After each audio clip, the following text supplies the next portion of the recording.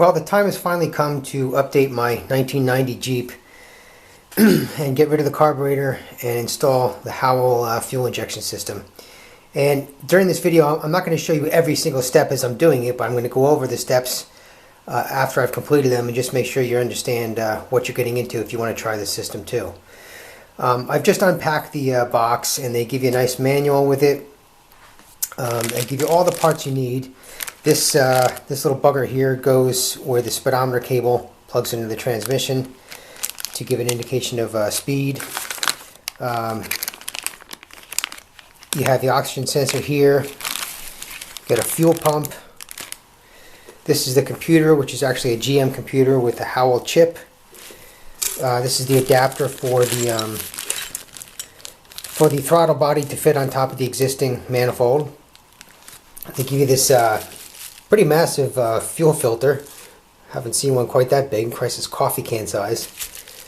You got a whole bag full of little parts, including the little plate to cover the fuel pump, the mechanical fuel pump from the original.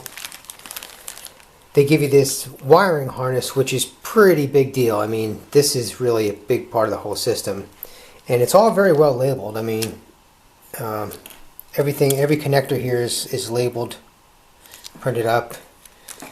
Some of the things are still attached here, so that's a good thing to have already.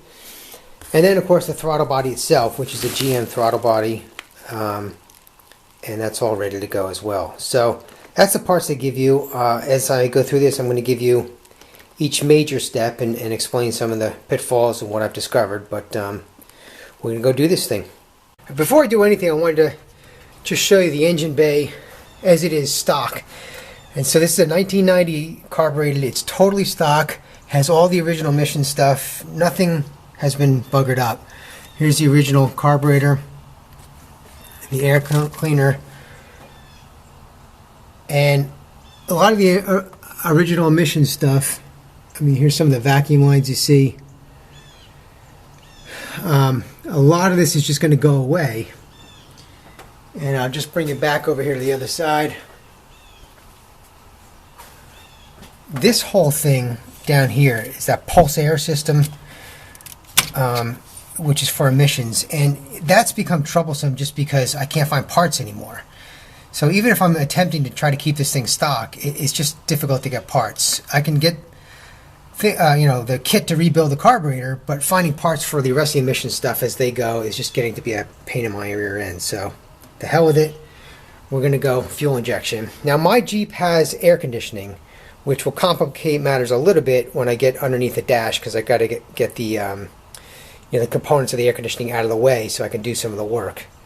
I'm just getting rolling here, and I got the old carburetor out, and it just reminded me just how bad these vacuum systems were for the emissions. Just a nightmare.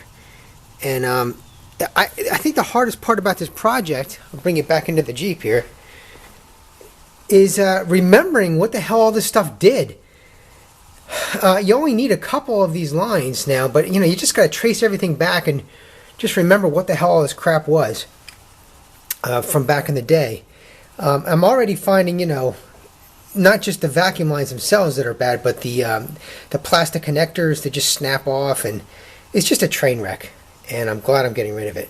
But the carburetor's off, and I'm just starting to get just miles of vacuum lines here.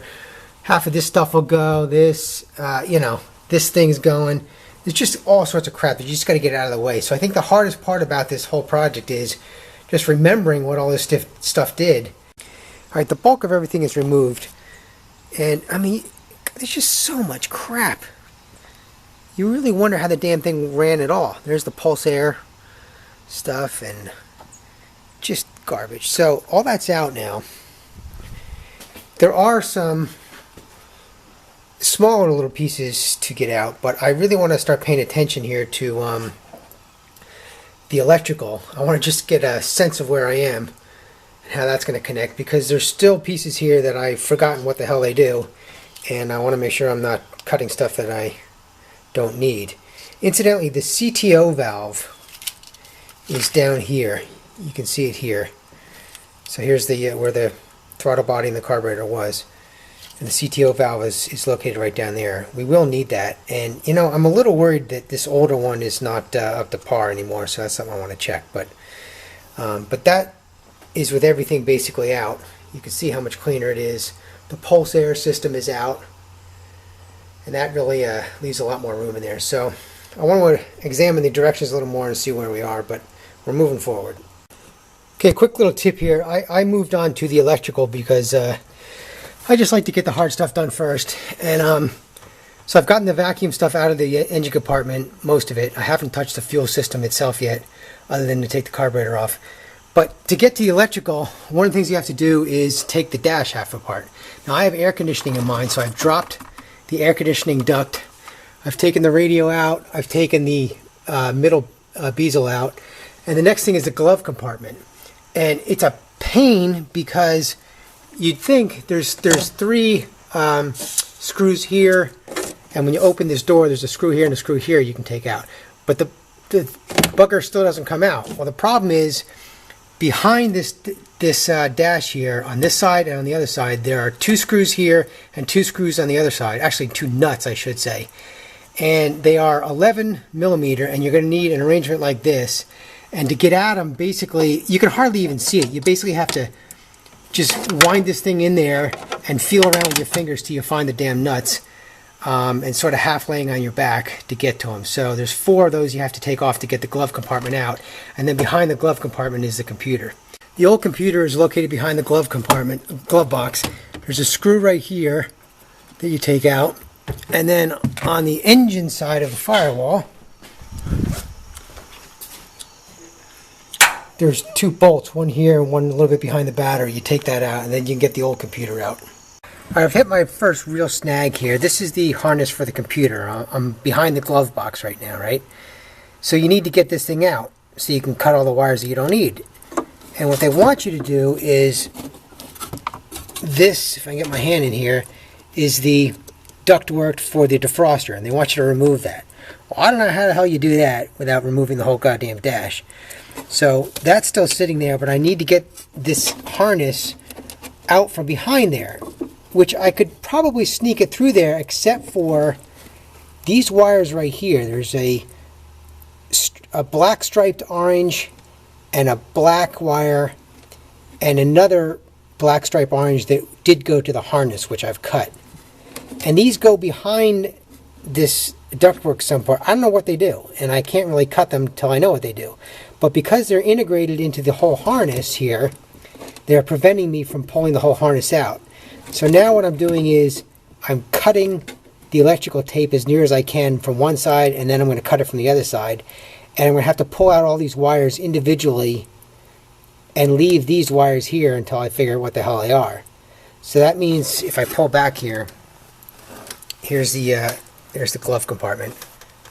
I'm going to have to cut the wires individually from this harness here, or from the connector I should say, and then pull them back individually because I don't know what else to do. Okay, here's another view of the problem. I finally got the computer harness out from behind the firewall and now into the engine compartment. What I had to do was strip off all of the electrical tape from the whole friggin' harness, but leave these 2 wires here, which are, like I said, that black wire and an orange striped, black striped one.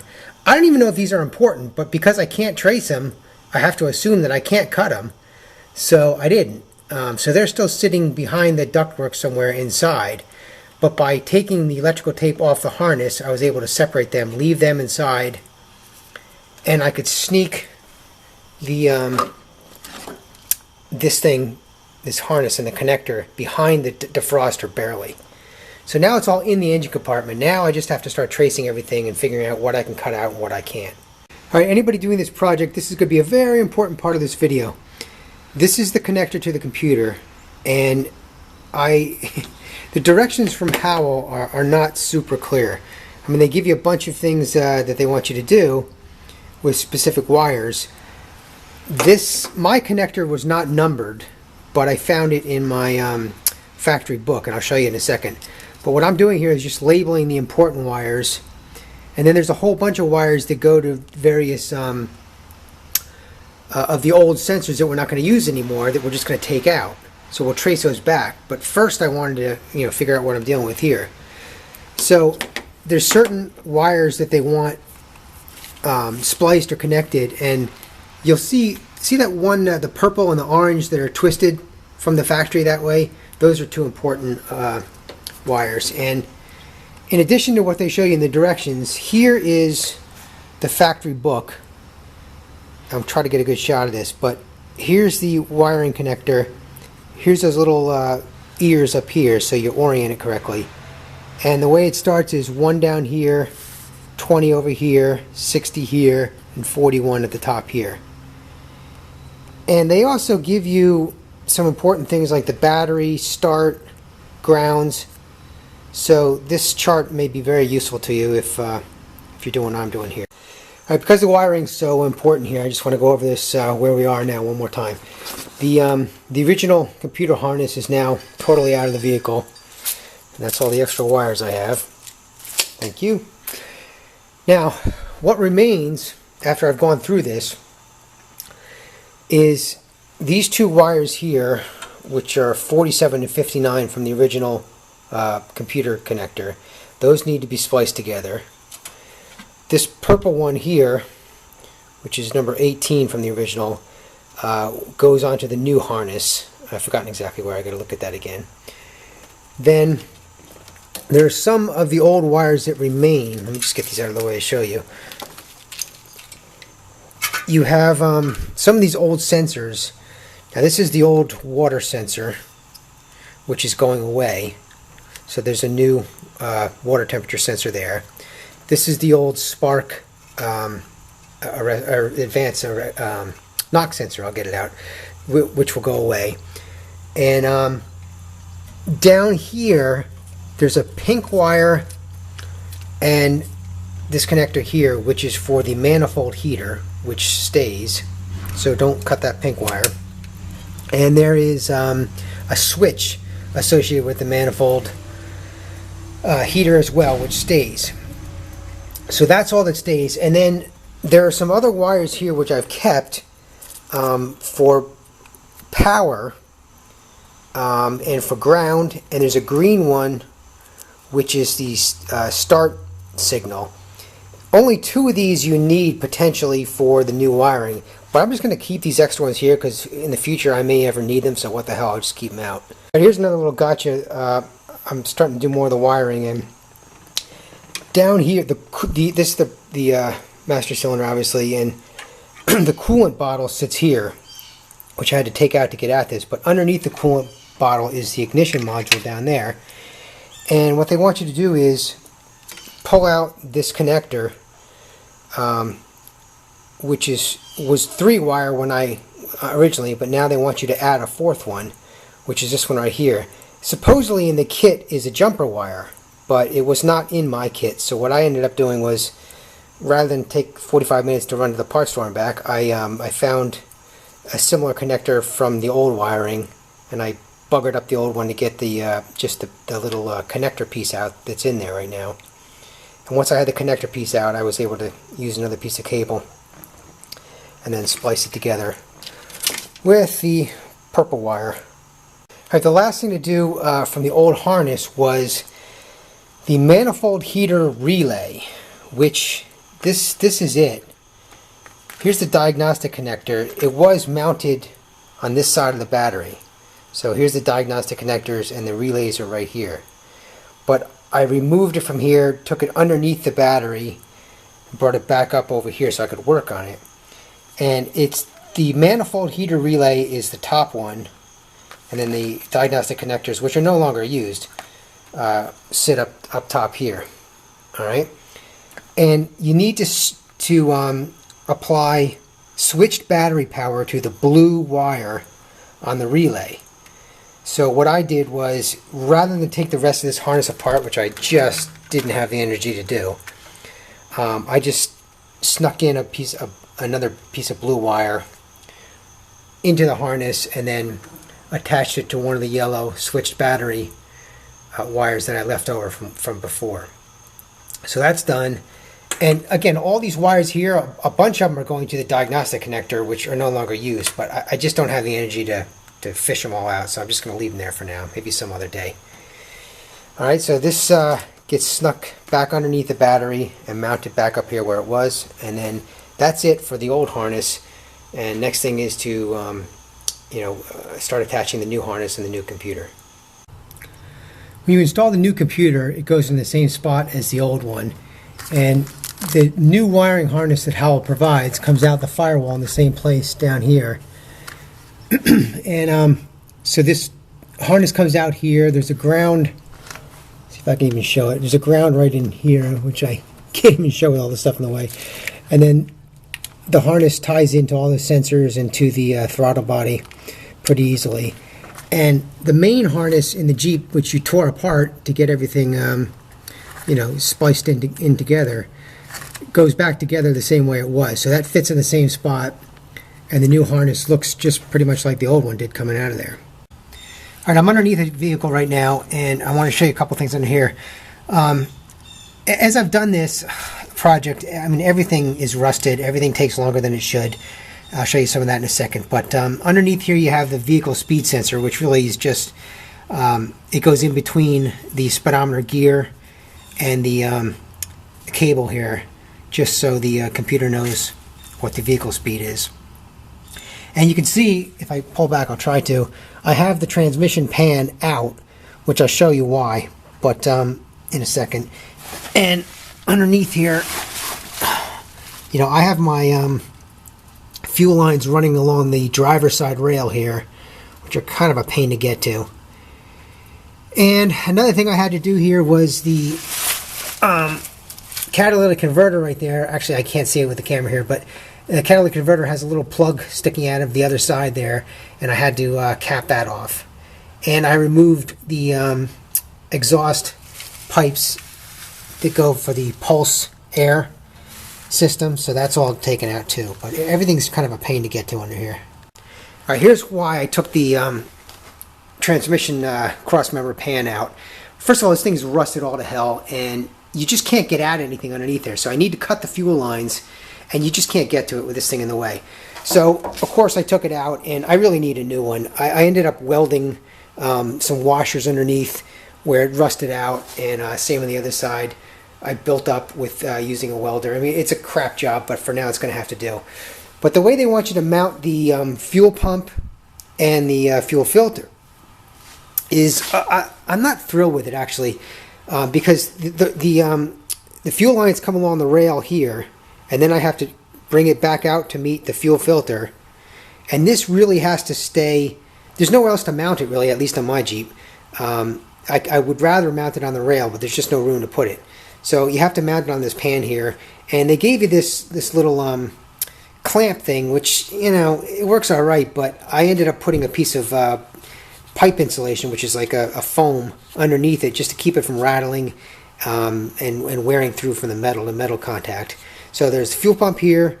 I'm using braided, but it's just 5/16 fuel line, and the fuel filter I'm just using a plastic tie to keep it from moving around. So I have to cut the fuel line next. That'll go here, and then I'm going to use braided line on here, which goes up to the throttle body. So that's what I did. I'm not perfectly thrilled with it, but I guess it's going to work. Just a couple quick things here in the engine compartment. I mounted the plate, which I did much earlier, and I siliconed off the screws, which they want you to do. The water cooling or water temperature sensor goes in very easily. This is a CTO valve, or it's just a vacuum switch. They do not give that to you in the Howell kit, but I ended up getting a new one because I thought the old one was leaking vacuum, so I did that. And down here on my Jeep, I don't know if you can even see that, is the O2 sensor, and that fits in the existing bung, so that works well. So inside here, we're pretty well set. I did not put the throttle body in yet because I just want to keep it out of my way.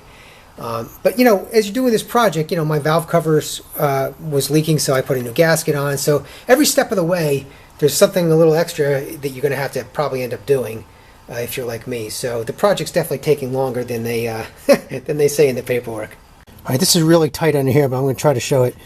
This is the frame rail on the driver's side, And I have my braided fuel lines going up. If you follow it back towards the back of the truck, if I can do this, the fuel lines come down, and now you're looking, you know, inside the transmission pan. There's the fuel pump and the fuel filter, which are all, you know, pretty well situated in there. All right, here's the back of the transmission pan. Oh God, that's my head. Here's all the lines, you know, the steel lines for the fuel, and the brake lines go through here, so it's a big mess. Here's the parking brake. And what I ended up doing was, here's the supply line, and I couldn't really, you know, I have a flaring tool, but I couldn't use it because there's fuel pouring out of the damn thing while you're trying to do the work. So I ended up just doing a double clamp, and it seems fine. And I used the braided line. What I did was I made a loop, so the braided line goes up, I don't know if you can see this, but comes in a circle around, and comes back down, and then goes into the fuel filter. So I did that only because I didn't have a clean place over here to cut. I just couldn't physically get in there, so this worked out fine, and actually gives it a little bit of play. Everything's tied off, so nothing will hit. And I can replace this fuel filter fairly easily in the future if I need to. So I might have moved this a little bit more in, like another inch or two, but it is what it is now. Maybe I'll change it next time. Just to give you a sense of how much you're taking out, I'll just show you the pile of stuff that came out of this 1990 Jeep. I mean, you got the air filter in that whole assembly, of course. You got a bunch of vacuum switches. You got the main wiring harness. There's the computer. The pulse air system, which is a big giant mess you take out. Bunch of vacuum lines here. More vacuum switches. The old fuel filter. Bunch of sensors and vacuum switches.